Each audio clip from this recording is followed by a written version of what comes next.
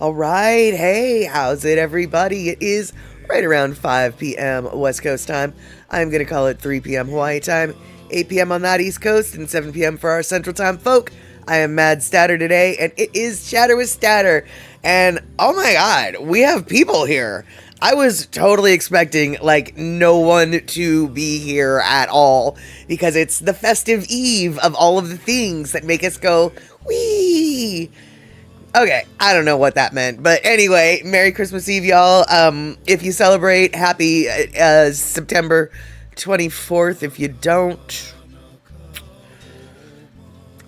actually, it's not September, so why don't we say happy December 24th if you don't? All right then, yeah. Why don't I go through the list of people who are here, because I see that might be easier than knowing what flippin' day it is. All right, so we've got Shock in the house letting us know what time it is in the house. We have got Michael Anthony Smith saying hi. We've got Darlene coming in saying aloha. Let's see here who else we got. We got E-Music coming on in. We got Thomas the Turtle from the East Coast. We've got E-Music again. We got Pinnell explaining that Terry is playing Uno and might be a little while. Might be a little while. Uno is going to last as long as Uno decides to last. So yeah, he and I'm assuming Katie's Aura perhaps will show up when they, good gosh darn, are told to by the card game.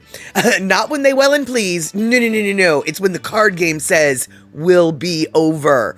All right, and so I guess actually it's when the card game says Uno. And then I just found something in my hair. What the hell? I would like to think it's from outside, but I haven't been outside, and it sort of looks like a piece of banana peel, only I haven't touched a banana in months, so I'm not so sure what's going on. Anyway, Shock is here with a cat holding her hostage, apparently, yes. And that's okay, because we enjoy being held hostage by kitties. And Pinnell subscribing for 47 months, resubscribing that is, thank you so much, and letting my kitties know, Merry Christmas, hello, or no, just aloha, which is fine.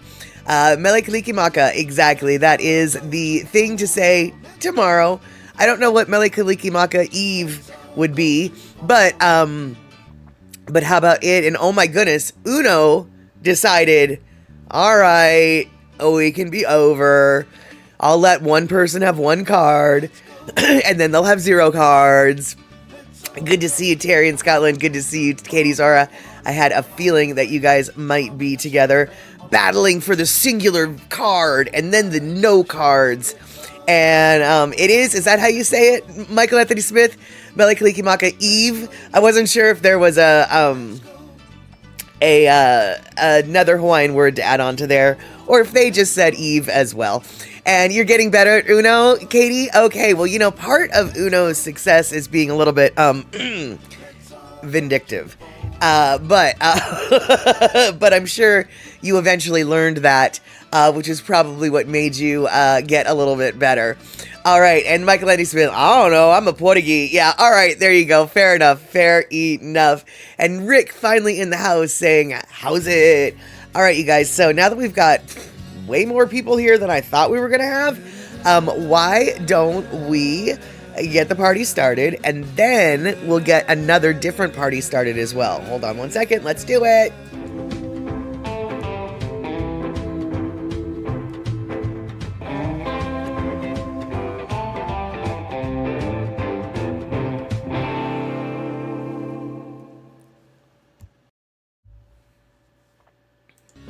All right, we've got Pacola T in the house as well.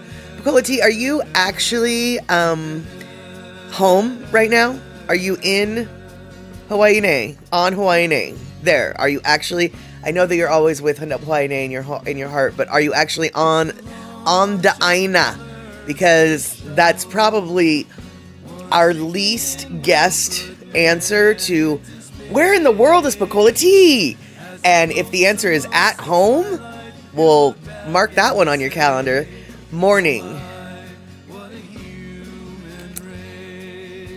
I don't know what that that means Paquility. Oh, you're flying home tomorrow morning. Oh, got it. All right, so, and Pinnell, what does Canadian Santa Claus say? Well, I don't know what Canadian Santa Claus says, but I'm going to say, eh? But I don't really know. On Donner, on Blitzen, Ontario. Oh, that's even worse than what I did to that joke. That's funny, Rick. I cracked up this guy at the bar a couple weeks ago. He was dressed as Santa. Only instead of having white fur, he had black fur for whatever reason. It was actually a very good look. And so I said to him, what does Santa say when he walks backwards? And he looked at me and thought about it, and he's like, I don't know. And I said, oh. And man, he laughed harder at that joke than that joke ever deserved to be laughed at. I mean, it's a silly, stupid joke that deserves a little but man, I busted him. And Terry in Scotland, can you post your GoFundMe link? Well, I guess before I say yes, what happened, Terry? Are you okay? Is this what's the link for? Or do you just want money? But no, for real, why do you have a GoFundMe link? And I don't mean that accusatorily. I mean that like concernatorily? No, with concern. Seriously, dude, what? I didn't know you had a GoFundMe link. And what? I mean, yeah, I guess. Actually, I don't know. Oh, you got drunk and can't pay your light bill until payday. No, then, silly kitten, you can't do that. Luckily, payday is pretty soon. Hopefully, on the 2nd, you'll be good, and they'll keep your lights on until then. You ordered something you shouldn't have. Oh, Terry. This season has been very difficult for me not to spend. I had the misfortune of paying off one of my credit card bills. Now, why is that a misfortune? Let me tell you why. Now that I've paid off one of my credit card bills, I feel like I have money. Even though I still have a whole other credit card bill to pay off. That's a whole different thing. But that credit card bill, the interest rate isn't nearly as horrifying as the other one was. And the other one, I only maxed it because of a home emergency. Like, oh, I have to replace half of my house's plumbing today, kind of thing, It wasn't like I was out buying video games, lipstick, and fashion clothes, as I'm sure you can probably tell. Because this is about the only lipstick I get, and it's lasted me 2 years. But anyway, I have bought shoes, jeans, tank tops. I have a skirt that I have my eye on. I have a dress that I have another eye on. And then I have, oh, there we go. He actually does have a GoFundMe. Awesome, Terry. I did not realize, I thought you were actually being facetious. And yesterday, so I've been keeping all of these things. Andre donated 35 pounds. Well, that's because Andre is just the most awesome person ever, basically. And Pinnell, I'm resisting a fancy coat right now. Right, yeah, I have been on the lookout for a very specific, whoa, Katie, a car just crashed outside? Oh, no, I'm glad you're safe, I hope, it sounds like. And if I were you, I would go look outside, because I'm a nosy Nelly. Yeah. And so anyway, the story of my skirt, this luscious skirt that I have literally been looking for, it's a very specific style of skirt that used to be really common, but now suddenly in the last decade, very impossible. It's just, seriously, y'all, do you remember cotton crinkled broomstick skirts? They're just a skirt that's flowy and long, right? I mean, I'm sure the dudes know what I'm talking about. Anyway, I haven't been able to find one for decades. Finally found one, flipping $80, but it's on sale for like $55. And I really, really, really wanted it. And I'm on the verge of convincing myself that I can afford it. And then last night happened. So what happened last night? Let me just tell you right now, we're not going to be having any fruitcakes or baked goods for a while. I noticed that my oven just didn't seem to be cooking things as fast as it used to. So finally, after 2 or 3 days of that, I decided to actually pay attention and look at the element, and I said, oh, well, that's weird, because the oven is on and the element isn't red at all. It's just black.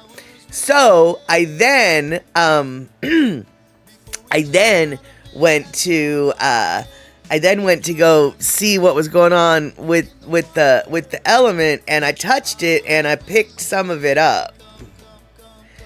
So this is why it wasn't getting red last night. This is why it was just black. And yes, Rick, the color is black. The color of the skirt is black. And as it turns out, the replacement for this element is basically $1 more expensive than the skirt. Hey, Nessies. Yeah, it's not, I'm not gonna be, I know, right, Picola T? That looks suspicious, like a rat bite. No, for real, dude, that was all I thought of when I picked it up. I was like, and suddenly the dishwasher saga takes a new chapter. So, this is not the first time I've had to replace the oven element. Yes, I had a burnt snake in the oven. And luckily there's an appliance place that's just down the road in the flood zones from my house. And luckily I know what part and model it is, and I've bought an element from them before there. So I probably won't have to get a new stove, I'm guessing, hoping. That being said, in the 20 years that I've had this stove, I have replaced the element twice. That being said, when I bought the house 20 years ago, it was already an old stove. So I'm hoping, Rick, it should just be, plug and play. Not even a few hours of watching YouTube, actually. Like I said, I've actually replaced this element before. So I'm not too worried about that. What I am worried about is the fact that every 10 years I need to replace the element, and I'm not so sure that that's normal, considering I don't use the oven that often. And so I'm not, so I guess what I'm saying is, I am very open to the idea that something bigger is problematic in the oven than what this is. On the other hand, the element is clearly a problem. So one could argue that, like, evidence shows that the problem really probably is elementally based, not ovenly based. But, yeah, so I'm not going to have an oven for the next couple days, and I haven't decided, do I want to trek down to Tukwila, into the zone of the mall, and deal with it, or do I want to pay, like, $20 more and just have it shipped to my house? And I'm thinking I might be lazy and just have it shipped to my house. And what the heck, let's see here. Terry says, word to the wise, don't drunk shop online a week before payday. Oh, I don't know. Sometimes that's the funnest thing to do.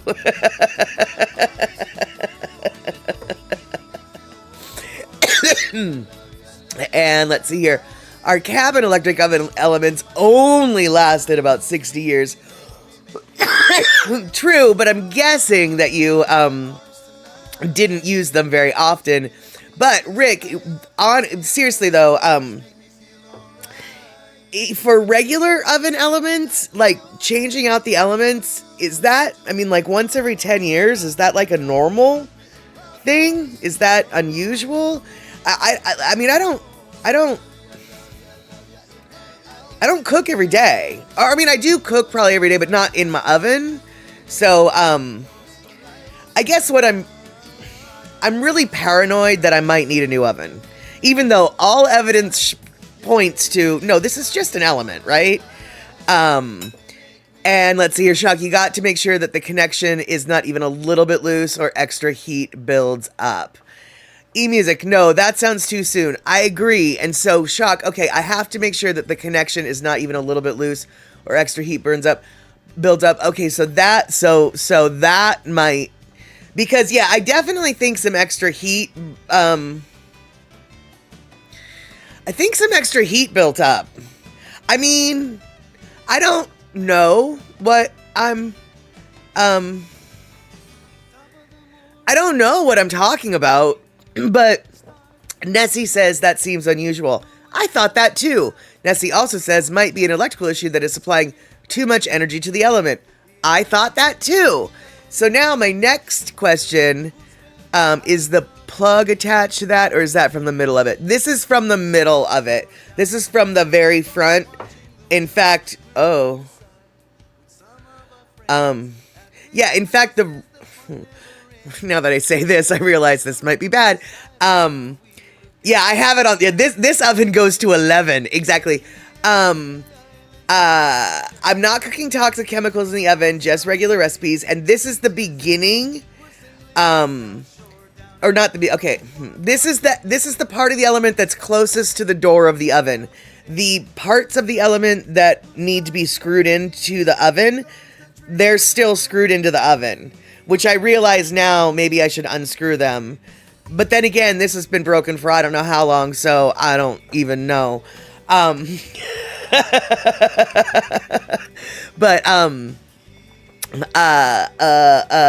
yeah, so I don't think this is normal either. But what I was wondering is I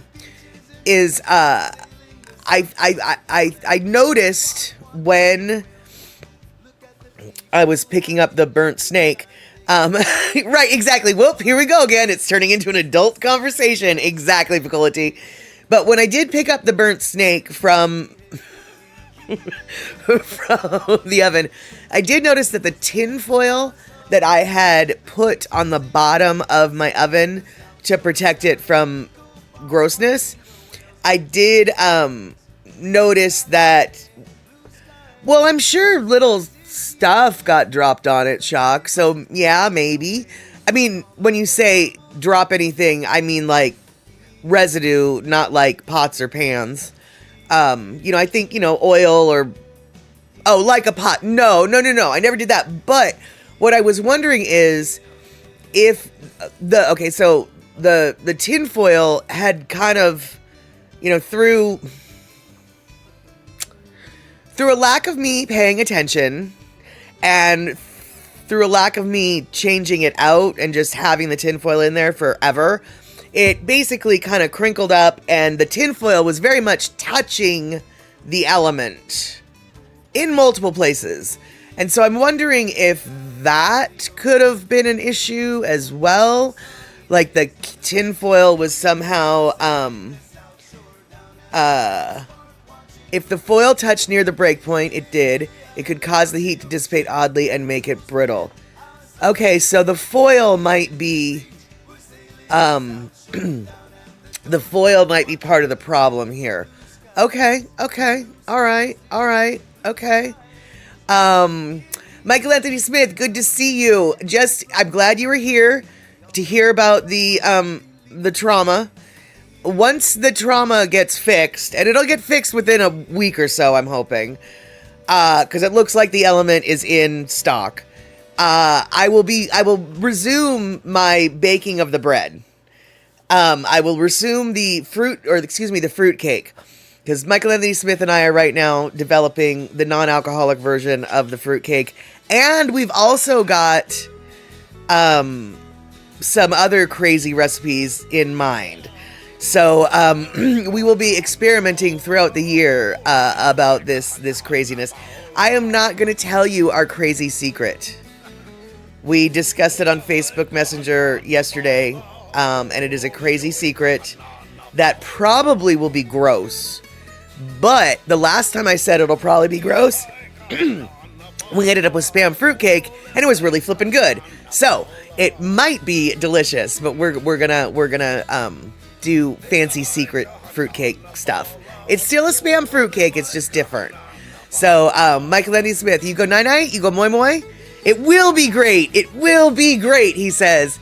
That's right, you go moi-moi and dream up other fruitcake options that we can design for the craziness that has turned into Spam fruitcake. And EE, I don't know who EE says, but yes, that could be part of the problem. And I'm scrolling up. I am checking with the resident EE. Oh, I know who EE is there. And let's see here. If the foil touched near the break point? Yeah. Okay, cool. Well then, I really, okay, recently my stove burner caught on fire from foil. Okay. Electrical engineer. Yeah, and I think I know who he is. Okay, awesome. Well then, that makes me much happier to know that this could have been user error. Me. Rather than, okay, so Shock says, if anything touching the element, you'll have a hot spot or a cool one. Alright, so this means I messed it up, which is the really potentially the best news I could have had. Normally, people aren't stoked when it's like, it's your fault! It's your fault! It's my fault! It's my fault! And so wait, the element is just oh no, hold on. The element is just an insulated wire. That's true, it is an insulated wire, I can tell. So if foil touching it shouldn't cause an issue, the foil would melt before it would affect the stainless coating on the element. Oh. Well, what if it's oily foil that's touching on multiple points of the element? I don't know. I still am going to say that I am the one who messed up. And there you go. Are those coils below the racks or above? These are below. In fact, I thought I had a brilliant idea. I was going to take the broiler element out and put it in the downward, because I thought they were the same. They're not the same, so I couldn't do that. Yeah, no, this is the bottom part of the oven, not the broiler element. And time to consider a trademark on my super secret Spam cake. Almost time. I haven't quite perfected it yet. I've got one more version that I was gonna do. I was actually gonna do it tomorrow, but so much for bacon fruitcake on Christmas. And let's see here. Darlene, what did I think of my suggestion with the tomato jam with a grilled cheese tomato concoction? Oh, Darlene, that's right. Well, Darlene, okay. Actually, you know what, Darlene? I'm not going to answer that question because first we have to let everybody know what it is we're talking about. But before we do that, what we really need to do is we need to greet a longtime lurker that may or may not be here tonight because he's got better things to do. He has a family. He has grandkids. It's Christmas Eve. And it's his birthday. So he's probably not here. But on the off chance that he is here, Rick had the foresight to find this from way back in the day. And Andy Bumatai, this is for you. Send this song out to Andy Bumatai, Daily Pigeon from the Hammerjang Gang.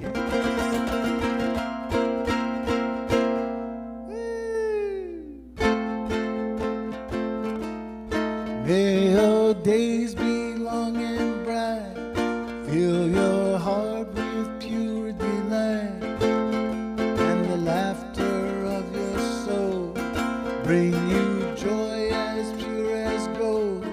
On this day we say to you, from the Hammerjang Gang and crew, happy birthday, we love you. Everybody say, happy birthday, we love you. Happy birthday, Andy Bumatai, Daily Pigeon, all the gang at the Hammerjang Gang. Happy birthday. Woo-hoo.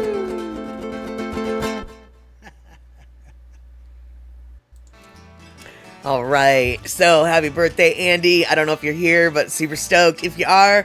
And frankly, I hope you're not. But on the off chance, I definitely wanted to I just wanted to remind everybody, it is his big day today. And it looks like we got Elaine in the house saying aloha to us and the chatterers. And let's see here, Picola T, my friend's brother and his wife left water on a camp stove in an Alaska cabin. That mistake led to salt crystals, and that they've turned into a business. They have a storefront. And supply restaurants and stuff, so you never know. Wow, dude. And Terry, you're getting more views playing Uno than you did driving the truck. That is awesome, dude. But hold on, wait, Picola T, what do you mean they created salt crystals? I'm a little on the confused side. And then also, what do you mean they sell the salt? Like, they sell... What? They're selling salt? What? And also, Picola T, I do appreciate your words of... Your enthusiastic words of wisdom and encouragement, because I do feel like this weird spam fruitcake thing might actually turn into a thing. Because obviously we've got two huge hurdles. We've got the spam hurdle and the fruitcake hurdle. But people who aren't afraid to go over those hurdles, everybody seems to be like, wow. In fact, the best compliment I got was from this guy who loves fruitcakes. In fact, orders them from that famous Texas bakery that is known for their fruitcakes. He ate a slice and he just looked at me. He was like, this tastes better than it has any right to taste. And he was just, oh yeah, he was stoked. So he got himself a loaf. But let's see here. Mad Batter. Oh. You guys. Oh my God. Mad Batter. Absolutely. Mr. and Mrs. Aloha Friday thought of, instead of calling it spam fruitcake, which might cause some trademark issues, they called it Fram Cake. And Fram Cake, excellent. And so hold on, wait. Oh, the water dried on the stovetop and left salt crystals behind. They sell this stuff and been doing this for a decade or so. That is so weird. So what? Because the water was salty? Their water was salty enough? Weird. Okay, I will definitely look up Alaska sea salt. And and oh, good, Darlene, you'll let me know what the kids all think of the fruitcake that you're bringing. Perfect. And, okay, so back to the topic at hand before we wanted to and did wish Andy a happy birthday. Darlene, back in the harvest time of the year, I'm going to say September, October-ish, made this stuff that she called tomato jam. And like, honestly, it's just like, what are you talking about? And it looks like tomato sauce, okay? But it's got allspice, it's got cinnamon. I don't know if it's got any sugar in it. But anyway, she sent me a jar, and I was like, I really don't have any idea what the flying fork to do with this. I didn't have any crackers in the house. I didn't have any bread. I had tortilla, but I was like, I just don't feel like this is going to work. Oh, Alaska Pure Sea Salt. Okay, actually, I am going to look that up. Anyway, I wasn't sure what to do with it. And which was stupid that I wasn't sure what to do with it, because she had told me in the box that she sent me, she had written out, like, this is how you eat it, right?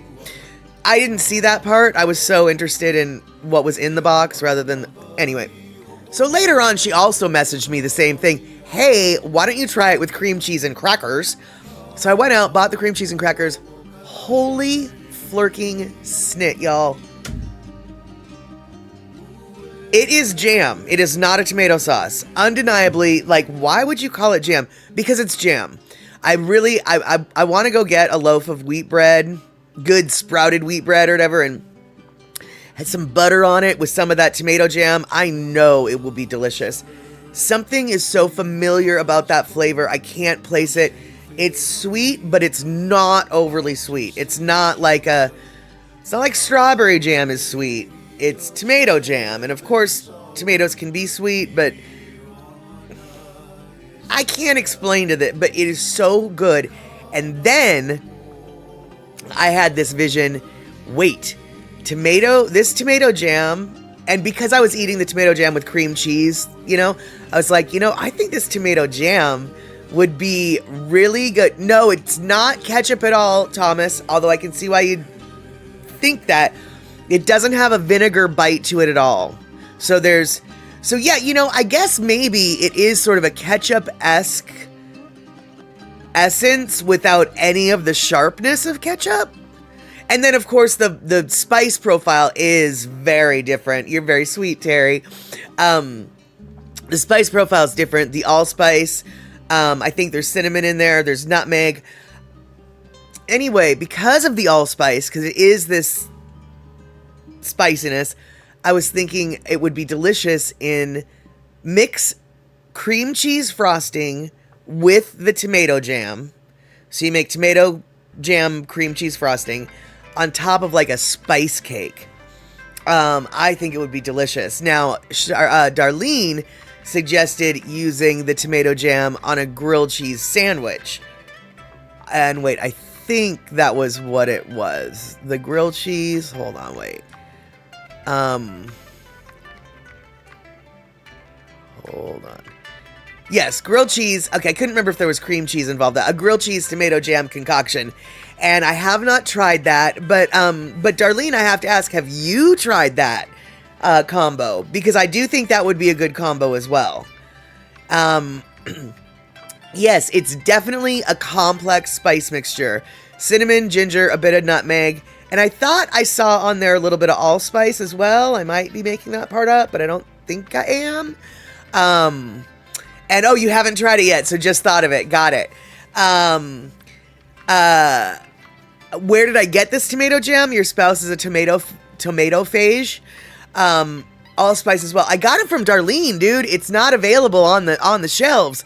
I got it from Darlene. You might be able to ask her real nice, and she might maybe send your husband some, because for real, dude, it is. I honestly, here's the deal. I'm not a fan. Like a lot of times when allspice is used, because allspice kind of has a little bit of a clove essence that I'm really not a fan of. I was very concerned I was not gonna like it. So I came in very hesitant. I mean, I really, really wasn't sure I was gonna like it. Only because of the allspice cinnamon nutmeg thing, because when Greek people generally like make tomato sauce, they oftentimes add cinnamon to it, and it's just not my bag. It's just not where my palate is. Okay, never mind. My palate has boarded a new train and ended up at a whole new stop, and it is loving where it ended up. Oh my god.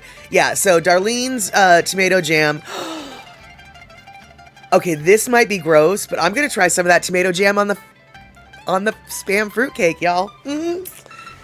I'm going to try the tomato jam on the Spam fruitcake. It will probably be gross, but that doesn't matter. I'm still gonna try it.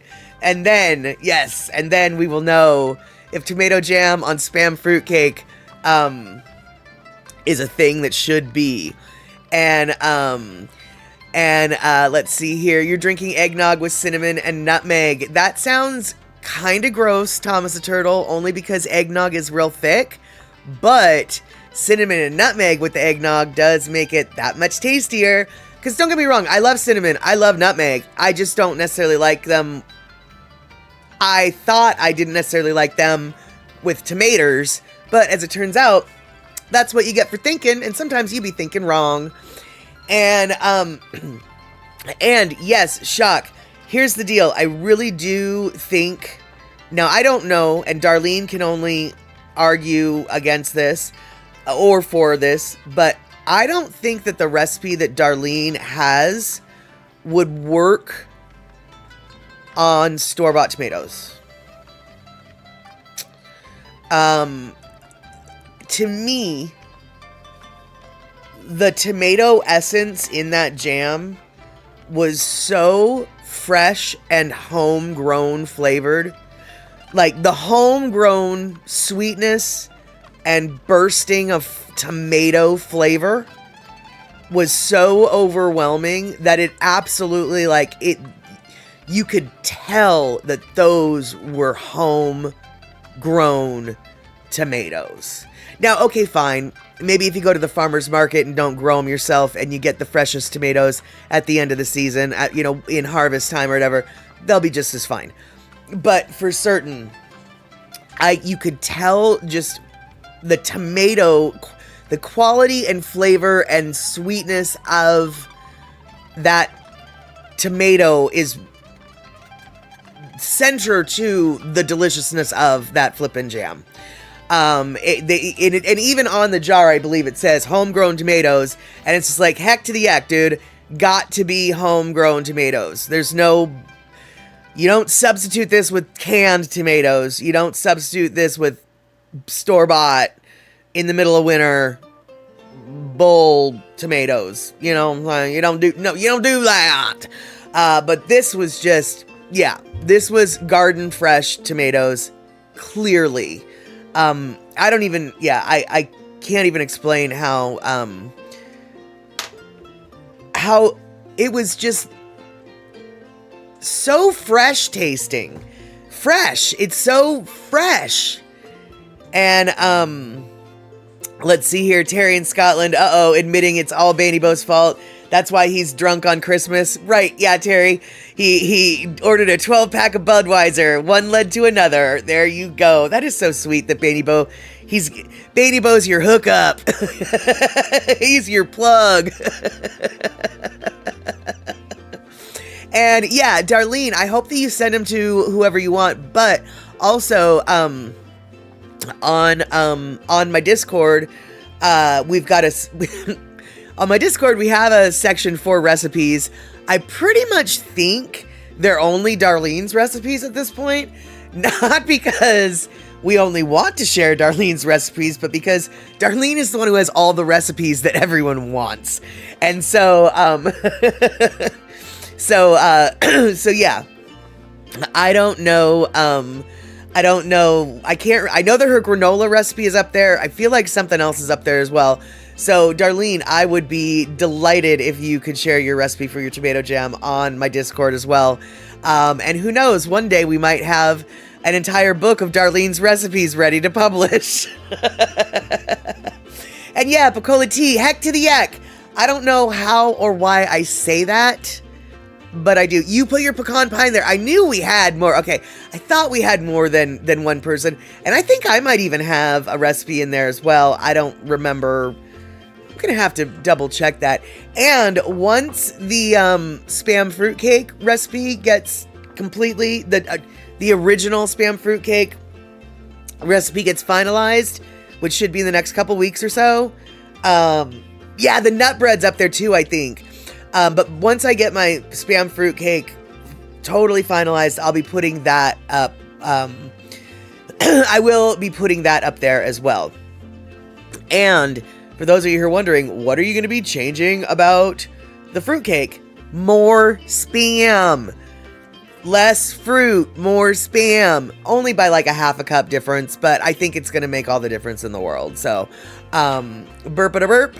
And flip and flirk. There you go. Burp-a-derp, flip and flirk. Heck to the yak. You got it. And tree bark. I think when he says tree bark, he means cinnamons.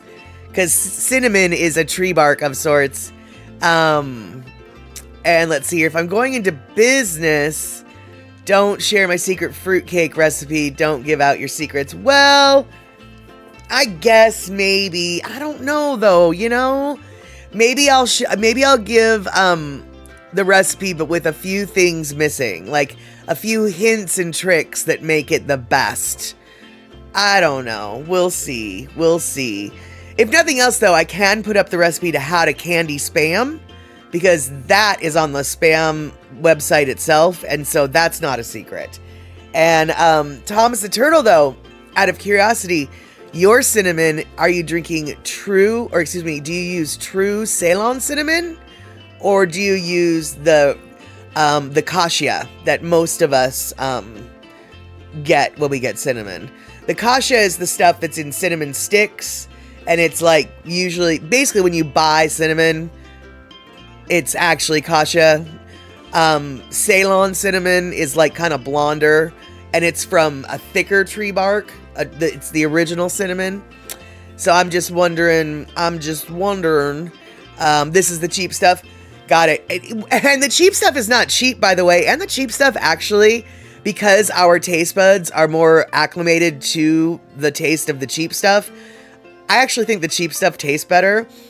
I actually, imagine this. I did a taste test. I bought 4 different types of cinnamon from Penzies, and one of them was the true cinnamon, and then others were like of different varieties, you know, the spicy, the sweet, the combo, blah, blah, blah. And honestly, Thomas the Turtle, you're coming in, right, you do have Ceylon, and your favorite is the Vietnamese. Me too.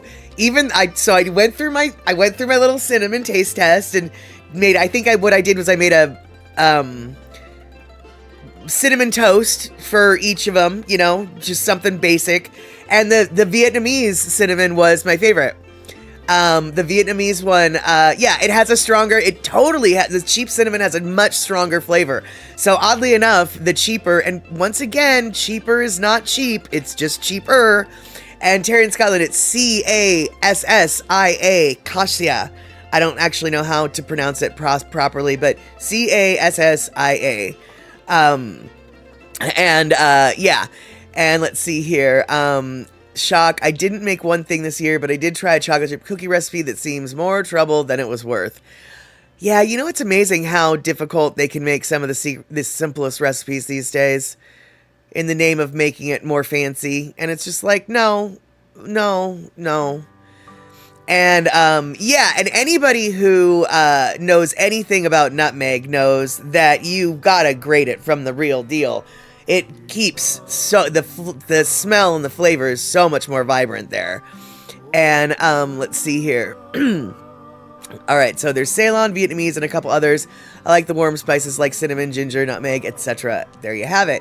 And Terry in Scotland coming in, cinnamomum cassia, called Chinese cassia. Cassia cinnamon, or Chinese cinnamon, is an evergreen tree originating in southern China and widely cultivated there and elsewhere in South and Southeast Asia.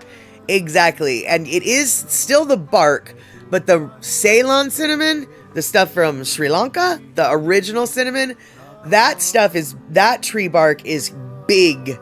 Like if you were to get a Ceylon cinnamon stick, it would be like the size of my arm, as opposed to the cinnamon sticks that we get that are like the size of our pinky. Oh my God, Penel, I am about ready to throw my... Okay, hold on. I need to just... You're wrong. That's not...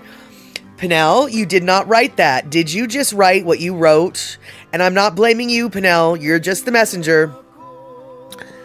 I watched a video about making cranberry sauce. He added leeks?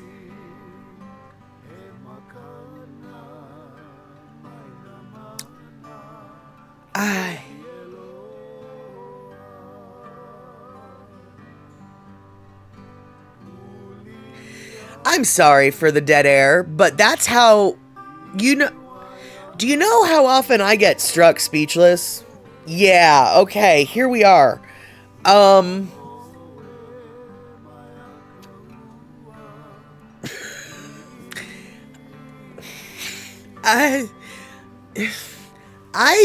like cranberry sauce on my ice cream, along with other things. Why would you do... Was that Jamie Oliver? Was that Jamie Oliver who did that by any chance? I feel like it was Jamie Oliver. And I feel like even though Uncle Roger doesn't make cranberry sauce and Chinese food people do not need cranberry sauce, even Uncle Roger would just be like, "Fuyo, oh no." And Darlene, you're going to be starting to show your older granddaughters some of your recipes they really, really like so they can learn and I don't have to make it all the time. Oh, good plan, good plan. And Terry in Scotland, avoiding the absolute disgusting conversation, says, Ceylon cinnamon, after its origins in Sri Lanka, formerly Ceylon, is considered to be true cinnamon. But most cinnamon in the international commerce is derived from 4 other species, usually more correctly referred to as cassia. Exactly. No, it was just some twerp. Okay. I know, exactly. Why are we giving this, this airtime to this abomination when it already is 3 minutes past our Lono listening break? So even though we had one quick little Lono tune, that was not our Lono listening break. Hiya, yeah, Fuyo is the good one. Hiya is the bad one. I always get those two confused. Yeah, hiya, not Fuyo. Not Fuyo, it's hiya. But now, Fuyo, it's time for our Lono listening break. So let's listen to some Lono.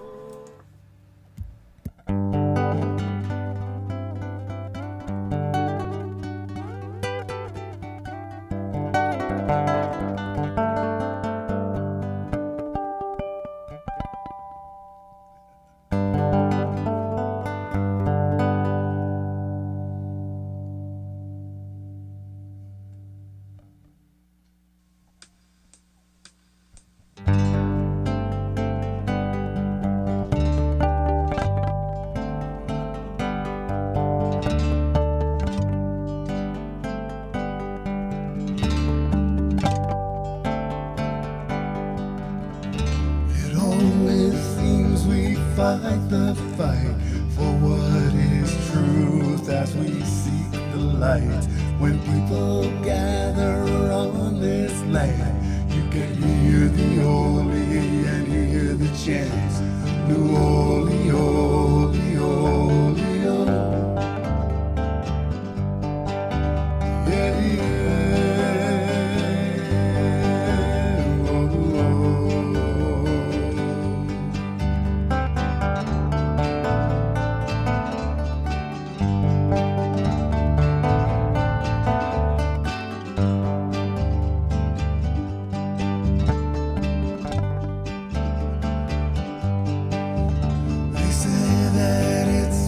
Done before, and in our prayers we pray for more. God is love and good for you. Write love on a list of things to do. Write love.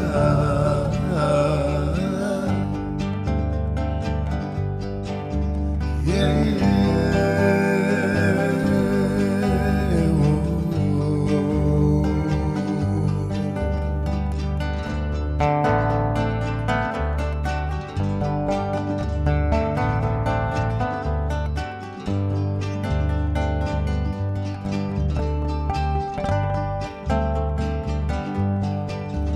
Wake up in church, spend all day in church, and at the setting sun we go to sleep in church. They say it's a Hawaiian thing. Love Molokai is why we sing. Love Molokai.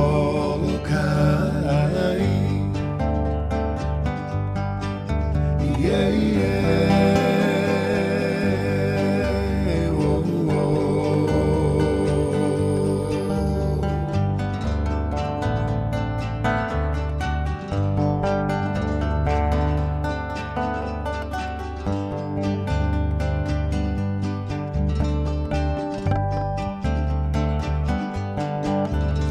Just some things that need to be said from the heart, dancing in the head.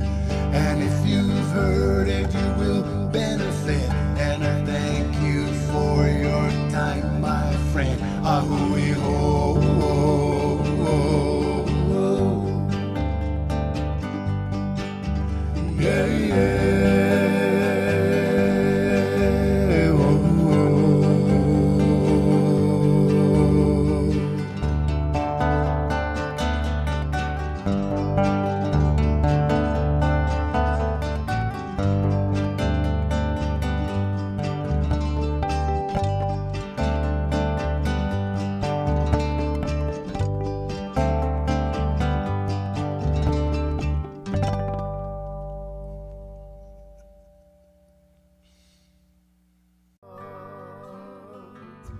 So funny, Thomas the Turtle, that you were doing that, because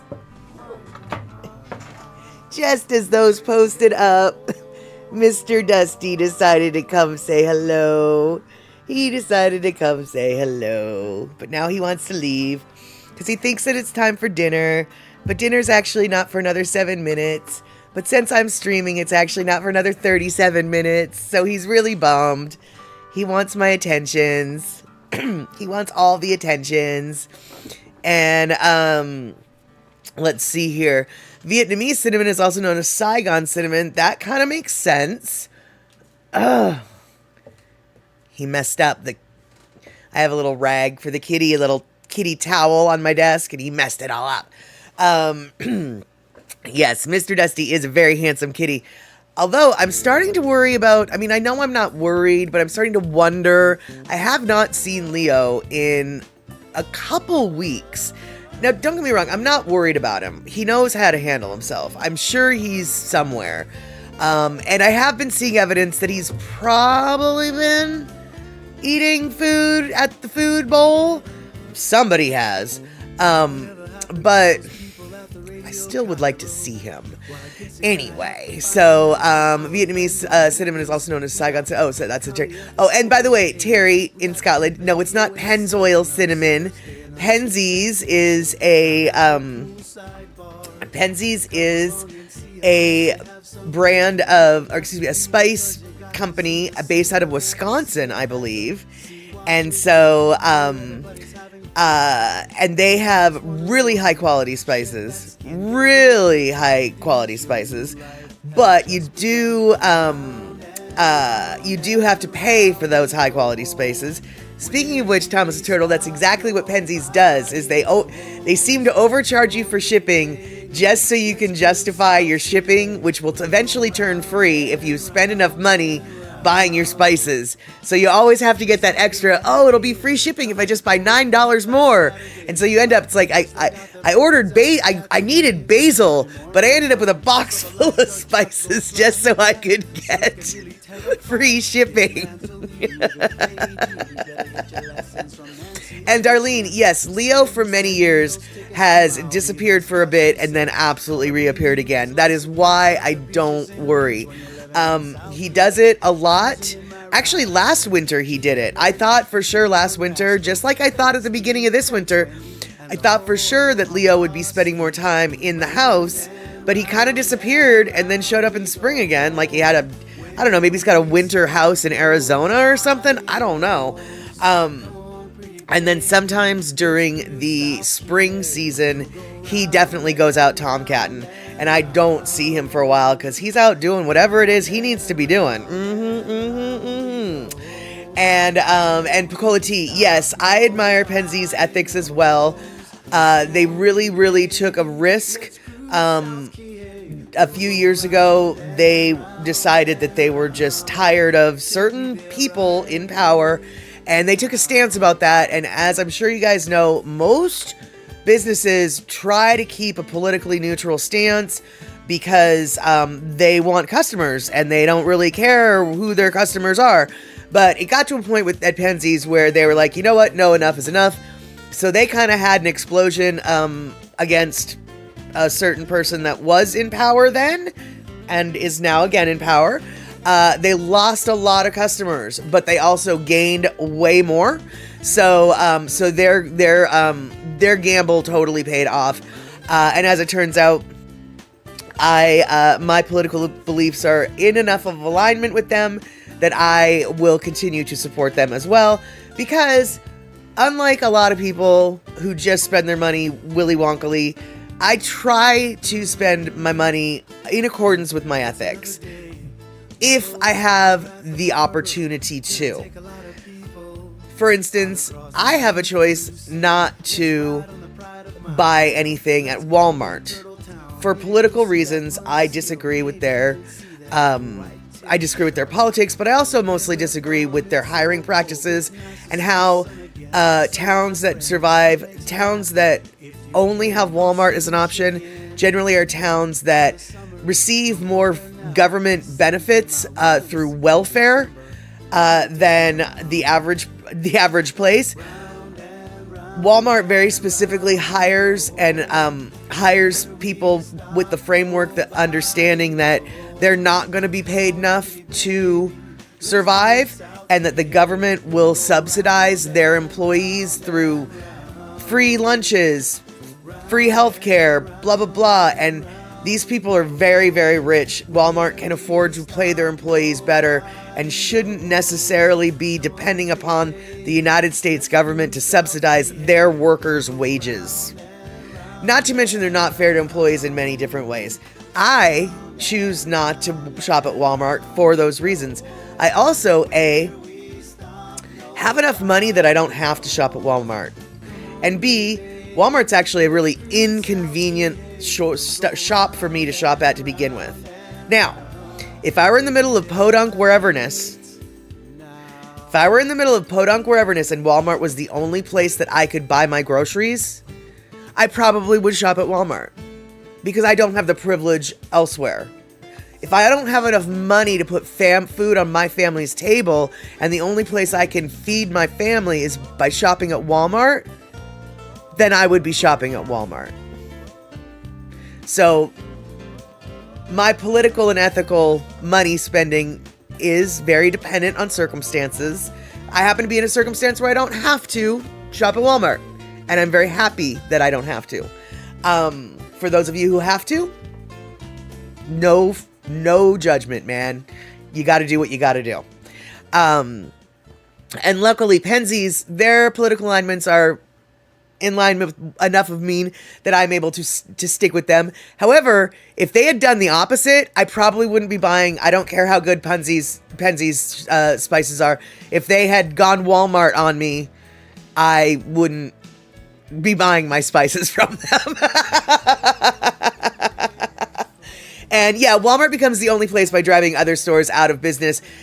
True. Yes and no. I mean, Walmart has a presence in areas that aren't very developed as well.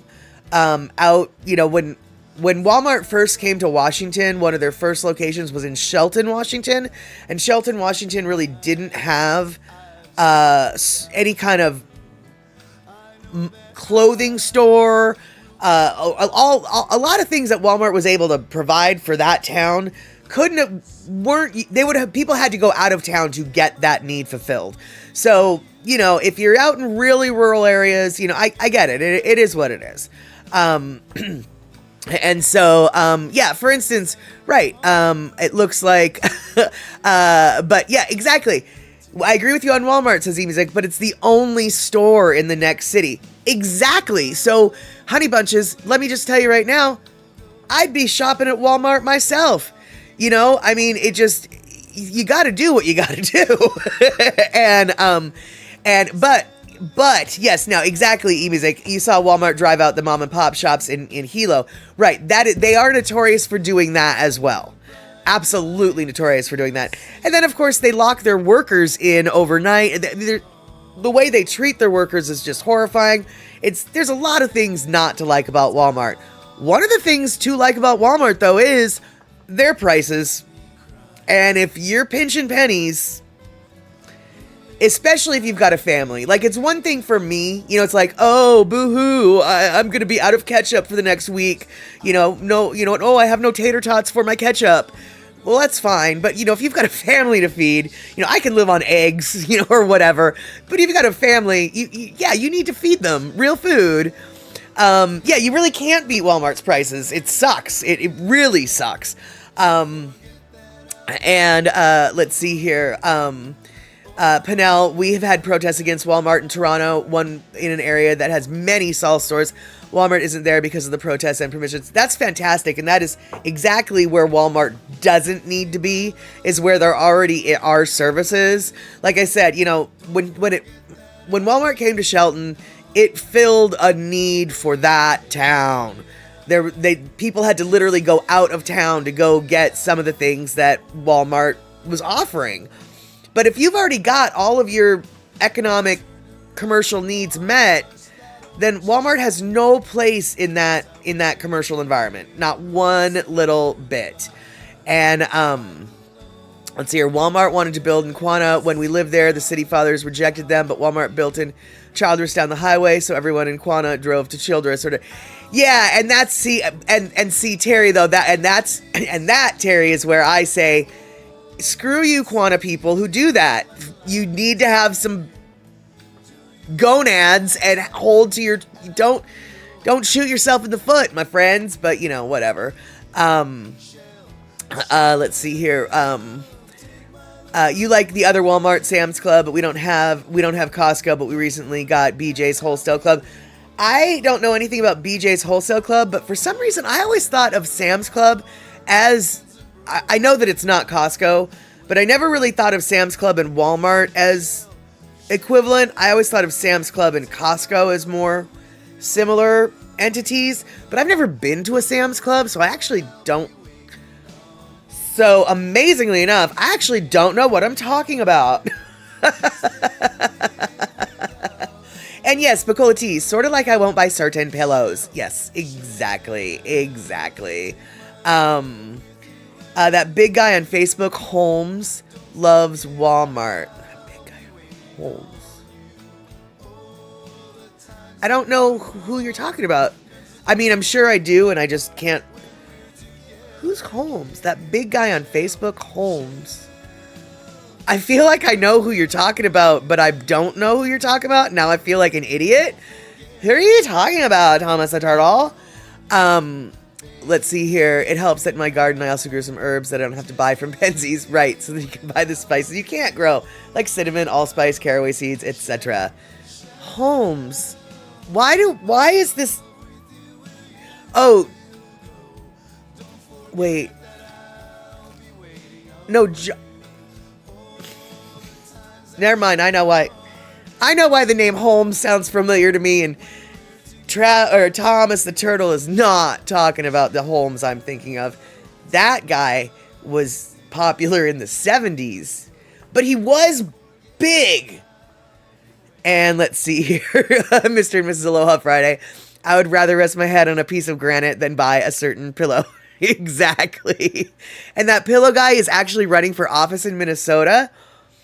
That's interesting. I mean, what part of Minnesota? Minnesota is pretty remarkably blue. Like, notoriously blue. Like, not that My Pillow guy color. That should be interesting. Is he really? Is he still? Okay. Oh, Justin, the family that cooks with the aluminum pan. Oh, you mean, what? You mean Josh and Mama? No, Justin, the family that cooks with the aluminum pan. I still don't, Justin Holmes? I don't know who that is, I guess. I mean, Josh and Mama might actually cook on aluminum pans. That wouldn't surprise me at all. Speaking of Josh and Mama, I want to send them one of my spam fruitcakes for reasons of publicity alone. Because I know that Josh will freak out and just be like, are you kidding me? No, Mama, don't eat that. But Mama, I think, would try the spam fruitcake. And I think Mama might like the spam fruitcake. Now, let me just tell you, Mama likes a lot of stuff. So just because she would like the spam fruitcake doesn't guarantee that the spam fruitcake is good. Because Mama eats some things that make me go, oh, Mama. But I still feel like I would like to send them a spam fruitcake basically for reasons of popularity alone. Or for reasons of media and to like get the word out. Because I'm a whore like that. Because I'm already thinking about how I can whore out my spam fruit cake. And let's see here. And yes, Terry, that Holmes that I was talking about, he was gifted with more than just an aluminum pan. Yeah, way more than an aluminum pan.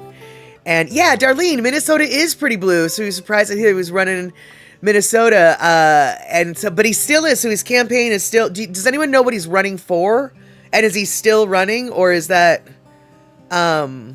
Justin Holmes has way more followers than I do, obviously, and he's pops up on your feed all the time. I don't know. I'm. Hold on. I am looking this guy up because I don't know. Okay, I'm not looking this guy up because my phone won't let me. Here we go. Justin Holmes. Justin Holmes. Oh.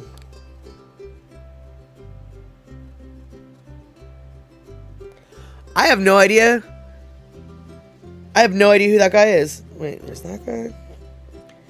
He's a musician, apparently, but he's also a Facebook cook or something. Wait. Oh, no, that's a different... Wait. There seems to be more than one... There's...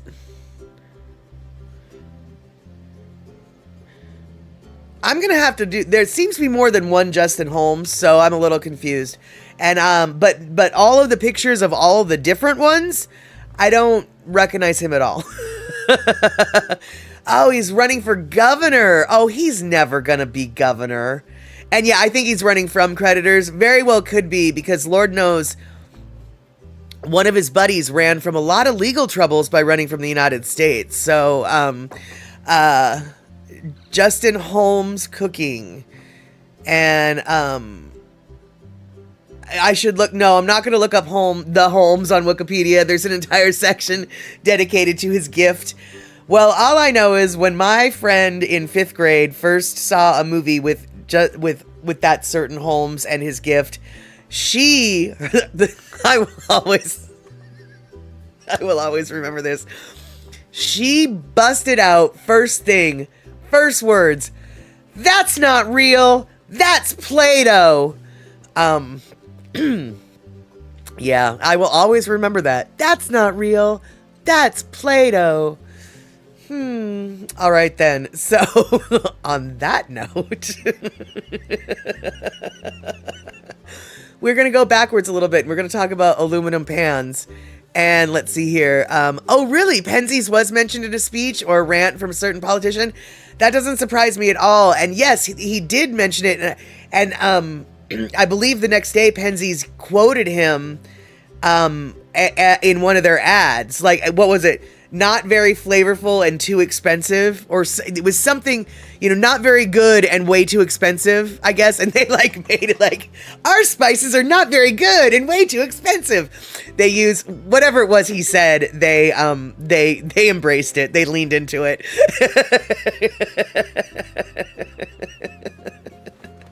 And I thought that was funny.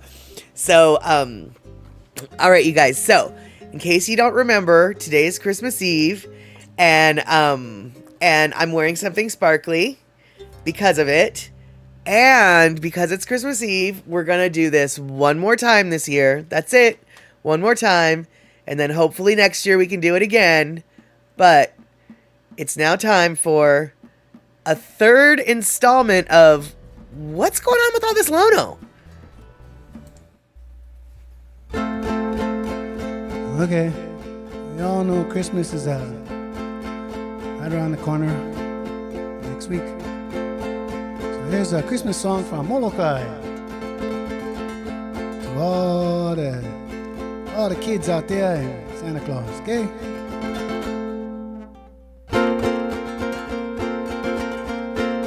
Oh, Rudolph got ran over by my tutu, bringing Christmas presents for the mo'opuna. No one was a-looking, now Rudolph is a-cooking, 'cause Rudolph tastes so good on Christmas Eve. Sing it out loud, don't tell the kids. Rudolph tastes so good on Christmas Eve.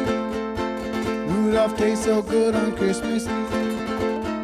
You better not shout, you better not cry, you better not pout, I'm telling you why. Rudolph tastes so good on Christmas. Rudolph tastes so good on Christmas. Rudolph tastes so good on Christmas Eve. Merry Christmas.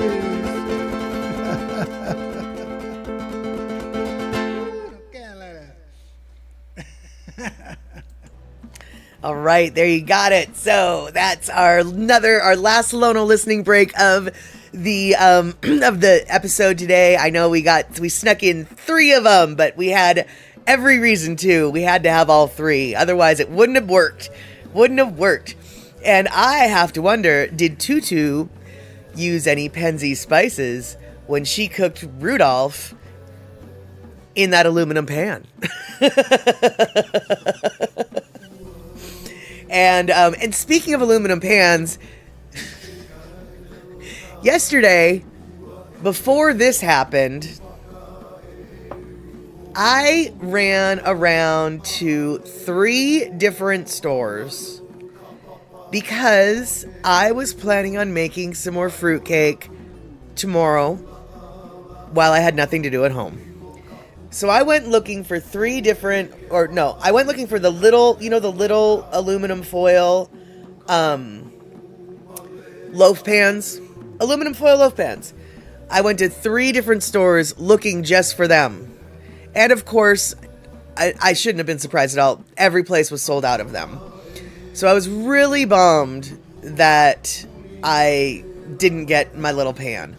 But then later on, when I got home and tried to cook something and didn't really seem to be working out, and I found the burnt snake, so to speak, in the oven, I realized, there's no baking of anything. And I don't know if I would have been more angry if I had actually found those tin things or less angry. But basically, exactly. The mini loaf pan sold out pretty much by now at this time frame in baking season, 1000%. But I'm kind of annoyed that I spent all that time and energy looking for them when even if I had found them, they just wouldn't have happened.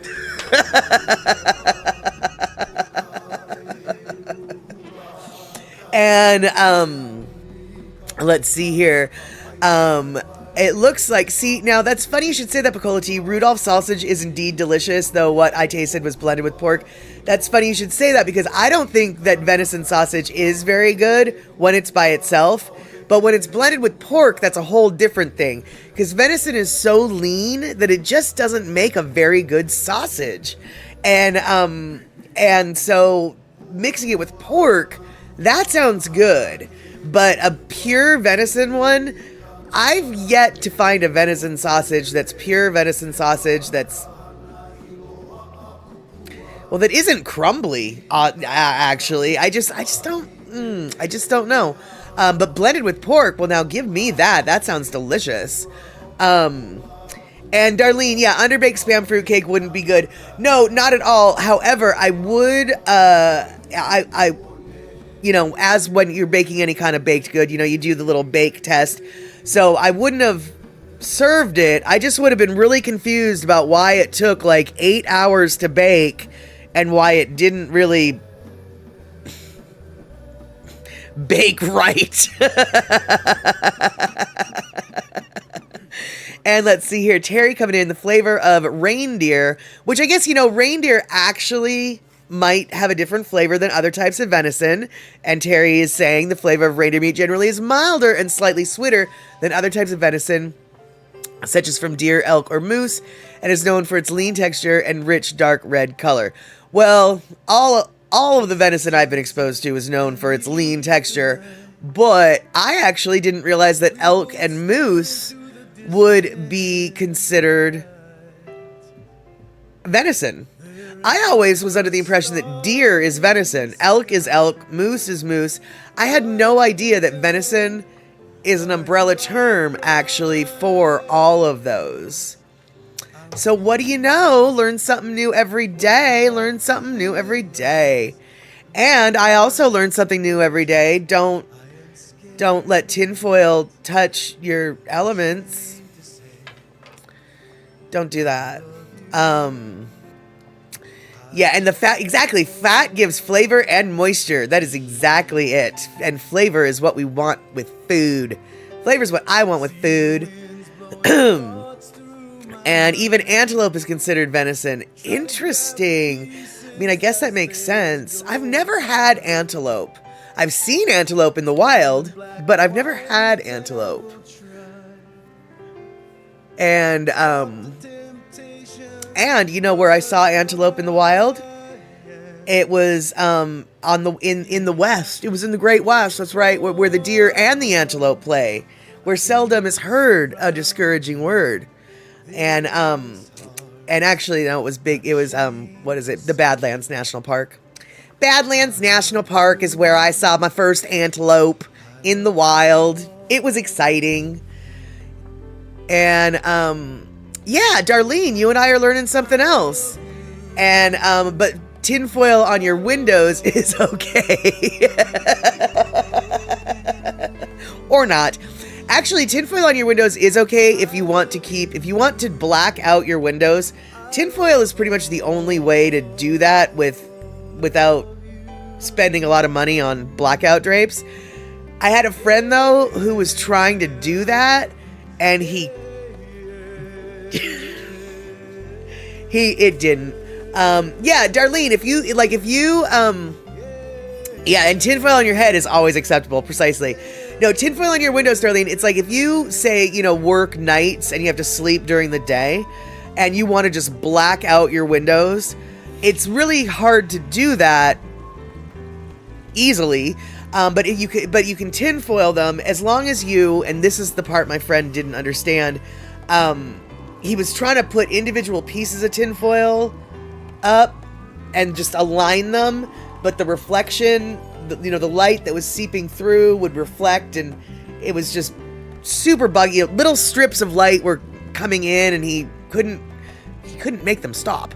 And so I was like, oh no, I can totally do this, and he did not believe me. But if you fold, the tinfoil, let me show you. So you've got two pieces of tinfoil, and if you put them like, this on top of each other, little light sort of seeps between, the edges here. But if you fold it a couple times, then suddenly you've got a piece of tinfoil that doesn't let the light through. And so I did that for him on his bedroom windows, and it blew his flippin' mind. And so it does work, though. It does keep the light out. And, I put bubble wrap on the window near my tropical plants, lets the light in, keeps the draft from the plants. Yeah, actually, I've heard of using bubble wrap as like this super cheap storm window. And I've actually had friends who are, super poor, who don't turn the heat on until they need to, kind of thing. And even wait a little while longer after that. And I mentioned to them if you put bubble wrap in your windows, it helps with the draft. And they didn't believe me, but they tried it anyway, and they were like, "Oh my God, that really, really, really works." So yeah, the bubble wrap, I hadn't really thought about it for the reason of plants, but that's a really good idea. Bubble wrap on your head is especially okay if you're riding a motorcycle or a bicycle. You need a helmet.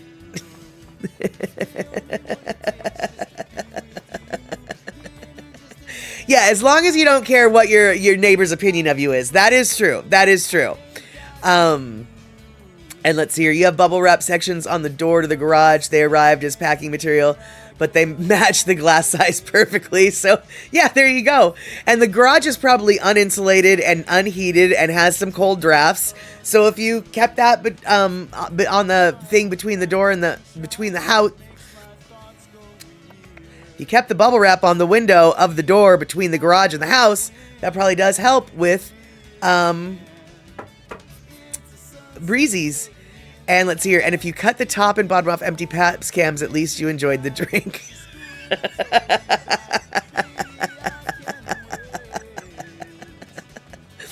And wow, shock. And they were also self-sticking. Yeah, that is full on win-win. And let's see here. If you wrapped yourself in bubble wrap, you could jump off your roof with hurting. That is very true, Terry in Scotland. I fully agree. If you I know that's not what you meant to write, but I agree with what you wrote.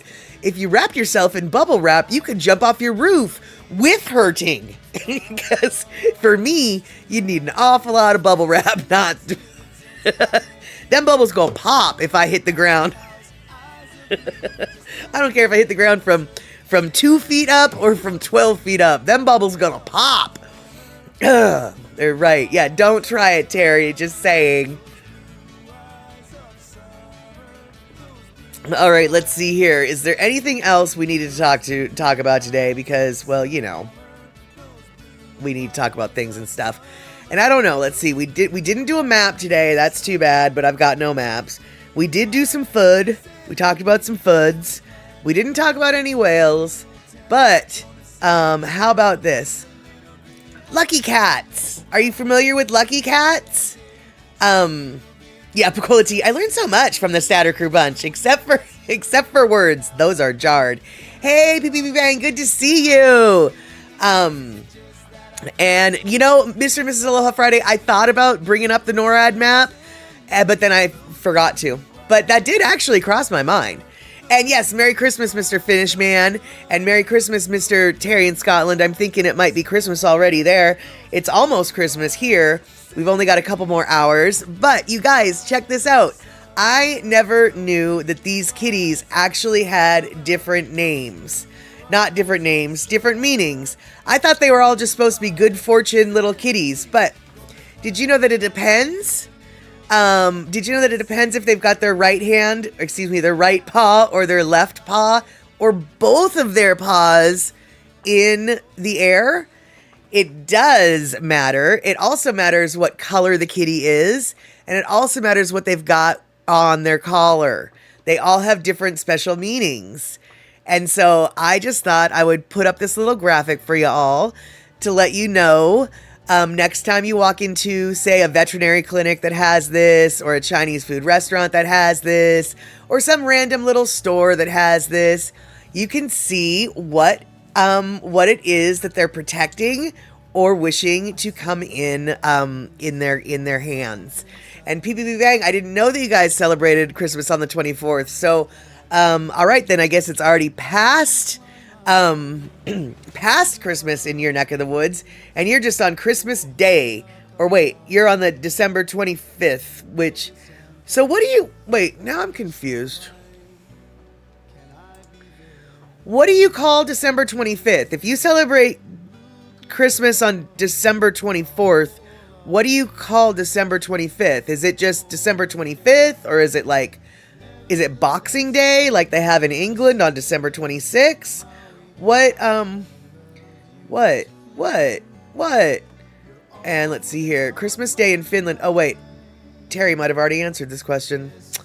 Christmas Day in Finland is observed on December 25th, which falls on Thursday and is recognized as a national holiday. However, the most important day of the Christmas season in Finland is Christmas Eve, not Christmas Day itself. Got it. That's actually how it was in my house. Christmas Eve was way more of a deal than Christmas Day. Christmas Day was just like, meh. But Christmas Eve is when all the traditions and excitement seem to happen. And Picola T, that would be one of my highlights of the trip too. You visited a temple in Tokyo with thousands of maneki, Nico. One of the highlights of your trip. Were they all different colors? Were they the cat that's the best one, the most fortunate is the calico cat. But all the different cat colors have different meanings. So were all the kitties like different colors? Did they have different, like the bell means something, a heart means something, like they've all got different things. I'm very curious if the thousands of those kitty cats were identical or all different. And PPP Bang, volcano eruption. Let's see here. We had a live stream on Finnish News about the volcano eruption. I'm going to assume, yeah, Shock is asking a very pertinent question. Do you mean the one in Hawaii, or are you guys having a volcano eruption as well? You're not Iceland, so that can't be normal if you are. Although the eruption on Hawaii Island is kind of normal at this point because it seems to be constant, but it's definitely abnormal in the sense that, like, oh my god, the flames and the lava are going super high these days. I mean, there's a lot of magma that needs to be... Hawaii is building a lot of land these days, I guess is what I'm saying. And let's see here. The Maneki Niko beckoning cat is a common Japanese figurine, which is often traditionally a calico Japanese bobtail with a paw raised in a beckoning gesture. Most heartwarming were the photos of people's kitties next to Maneki Niko. Oh, yes, indeedly do. And yeah, you know, Terry, the calico version of that statue is considered to be the most favorable and the most fortune-bringing one. But I was going to go a deeper dive and, like, bring up more graphics about these cats, but there's literally so much to cover about, like, well, this color means this, and this color means this, and this color means this. There's so, and this collar means this, and this pendant on this collar means this, and this hand versus this hand, by the way, they're not hands, they're paws, but I call them hands anyway, or both hands, they're all, they all mean something. And so, even though the calico one is the most fortunate and therefore the most, probably the most common, I'm wondering, have you ever seen ones in different colors? Because I never had until I took the deep rabbit hole dive into that. And exactly, Shock coming in with a 1-minute warning because I looked down and thought, ooh, I'm babbling too much. So we've got 1 minute left for babbling, which means I want to thank everybody for hanging out. I didn't expect anybody to be here, so I want to thank everybody for being here, right? Which one will get you traditional published? Ooh, I don't know, Pinnell. I'll have to look into that. I'll have to look into that one for you. And all the lava is staying in the caldera during this eruption. This week, the lava fountains were 1,400 feet again, dude. That's a lot. And yeah, there's a lot of depth in the meaning involved with the Maneki Niko. Yes, absolutely. Absolutely. And that's okay, PP Bang. You missed everything I said. It's okay. It's okay, because at least you're here. Michi Mama's here as well. Lurkin. Happy Christmas to you. And I'm sorry it's been so rough for you, PP Bang. But I hope that your little pupper dogger is helping make it a little bit better for you.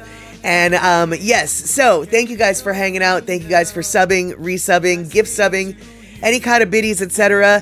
Thank you, mods, for here. I don't think you had to moderate, and if you did it so well, I didn't even notice. And tomorrow or today for some of you is a holiday, so just chill out. Try not to burn any snakes in your stove, in your oven, because that's not handy.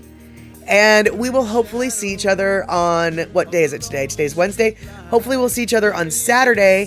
On Saturday we'll be watching a movie at the Map Ooh, that was bad. Map. There we go. Map. You know where to go. Map Statter. And yeah, don't go drunken internet shopping. That's for sure. Don't burn or kill any snakes. They are important. No, actually, PPP Bang, this isn't really a snake. It's part of my oven element that is no longer connected to my oven. So I will have to get that replaced in the next week or so.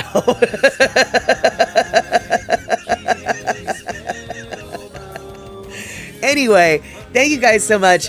We're going to be watching a movie this Saturday. I don't remember what it is, y'all.